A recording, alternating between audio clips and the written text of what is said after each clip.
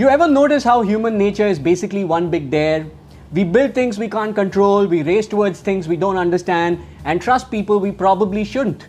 And then when it all blows up, we wonder, well, who saw it coming? Literally everybody but you. Hi, I am Sudhish Kamath, and this is FOMO Fix, your weekly TV reco show that helps you see it coming in less than 8 minutes every week.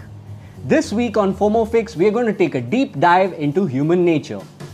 First off, we have Jurassic World on Hype Check, the hubris in messing with nature. On Heads Up, I have Brad Pitt's F1 that's setting the box office on fire. We take a look at the risk and the cost of survival in the final season of Squid Game, and we unpack trust issues in the season finales of Criminal Justice and Traitors. And finally, a betrayal sandwiched in a bromance murder mystery in our TV Gold Reco for the week.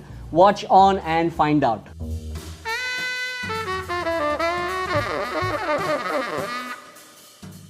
When Steven Spielberg came across the Michael Crichton novel in the early 90s, he didn't expect that he would revive and bring dinosaurs back to the big screen, with the biggest what-if plot, that dinosaurs are back in the real world. His love for spectacle met tech that could finally dream as big as he does. 2 trilogies, 3 decades, and now a whole new sequel just dropped in the cinemas, Jurassic World Rebirth. So is it worth the price of the ticket? Let's take a look. The core idea behind the Jurassic Park and now the Jurassic World franchise is to remind us every few years that we are so small in the larger scheme of things. In Jurassic World, we are reminded yet again that though we don't matter, we cause nature more damage, and one day it will shake us off like a summer cold. And we are all like, tell me something I don't know. Now, the original trilogy already made those points in the 90s. Colin Trevorrow was then tasked with rebooting the franchise for Generation TikTok. To be fair, Trevorrow's Jurassic World did revive interest with some spectacular visuals and a sense of fun, thanks to Guardians of the Galaxy's Star-Lord himself, Chris Pratt, playing a budget Indiana Jones who can stare the raptor in the eye and go, hey buddy, just chill. The second trilogy lost its way in the second film before a half-decent save. Now Rebirth doesn't try to build a new arc, it's a one-and-done mission movie. Get 3 DNA samples from a dino-ridden zone before everyone becomes dino snacks. The grammar is all video game, you've got your family unit, your survival mission, your wild terrain, and of course your cute kid who always wanders off to make friends with a baby dino. Despite boasting of a cast like Scarlett Johansson, Mahershala Ali and Jonathan Bailey, it's a pretty basic ride, but way better than the last Jurassic World movie, which was so mid that you almost forgot that it came out. Kids will love it. Dino face-offs, check. Humans getting chomped, double check, but consider the price of that IMAX ticket. Maybe wait for Tuesday pricing. As Jerry Seinfeld once said, a helmet is designed to protect a brain that's functioning so poor that it's not even trying to protect the head that it's in. That's Formula 1 in a nutshell for you. High speed, high risk, completely irrational, and now a high-octane movie starring Brad Pitt that does laps around logic. Even my editor friend Shonali Mudalali, who can't tell the difference between a Grand Prix and a Grand Piano, wanted to watch it. Why? Because of the plot being Brad Pitt. She has more pictures of Brad Pitt on her phone than of her family or her girls. As her fellow dummy, I can vouch that F1 for Dummies does a solid job introducing the sport. It even acknowledges that it would take nothing short of a miracle for someone of Brad's age and profile to jump into F1 and beat real-world legends in their prime. But that's the magic of movies. They aren't about realism, they're about fantasy, and F1 delivers on that count. Sure, there's a throwaway romance and some bending of rules that will make purists flinch, but if you're like me, a curious cat, or like Shonali, a Brad groupie, this is absolutely worth catching on the big screen. I watched it in Vadala on one of the biggest IMAX screens in the country, and I'm so glad I didn't wait for it to come on OTT.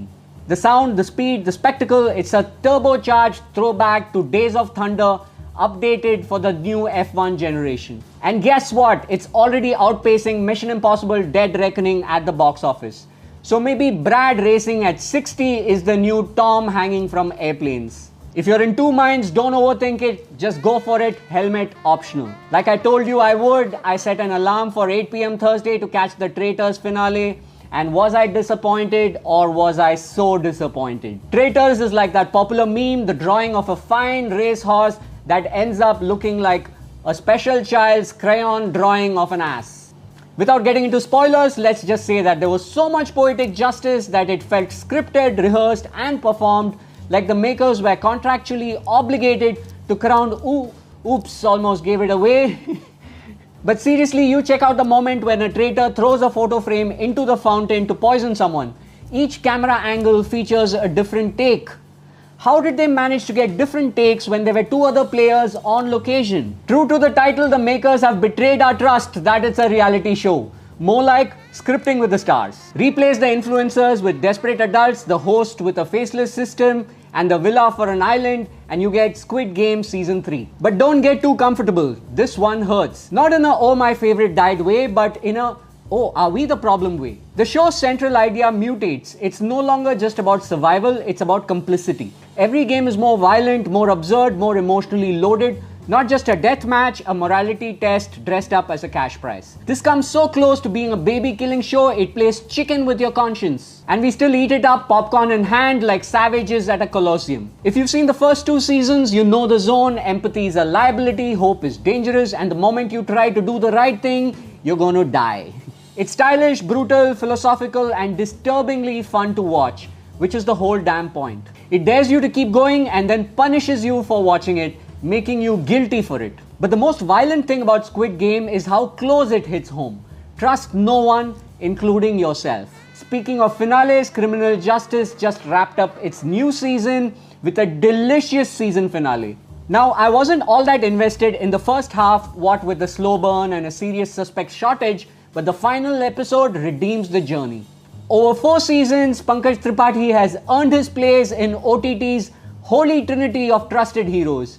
Shrikant Tiwari, Family Man, Hathiram Chaudhary, Patal Lok, and now Madhav Mishra in Criminal Justice. Applause, sir. Applause.